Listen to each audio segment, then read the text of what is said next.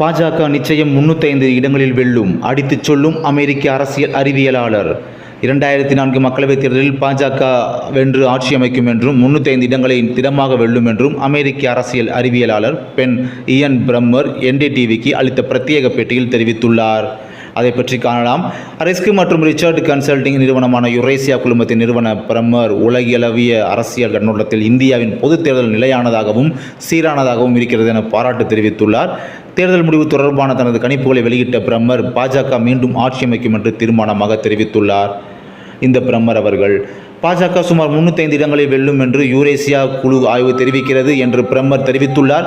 இந்த எண்ணிக்கையில் 10 தொகுதிகள் முன்பின்னாக இந்த வெற்றி அமையலாம். அதாவது பாஜக வெற்றி எண்ணிக்கை 295 முதல் 315 இடையே அமையும் என பிரம்மர் நிறுவனத்தின் கணிப்பு தெரிவித்துள்ளது. 2014 தேர்தலில் 282 இடங்களில் வென்று பாஜக ஆட்சி அமைத்திருந்தது. தேசிய ஜனநாயக கூட்டணியாக இந்த வெற்றி 336 என்பதாக அமைந்திருந்தது. இதுவே 2019இல் 303 தொகுதிகளிலும் தேஜகு 353 இடங்களிலும் வெற்றி பெற்றது. தற்போது பிரம்மர் தந்திருக்கும் கணிப்புகள் 2019 தேர்தல் முடிவுகளை ஒட்டியே வருகின்றன.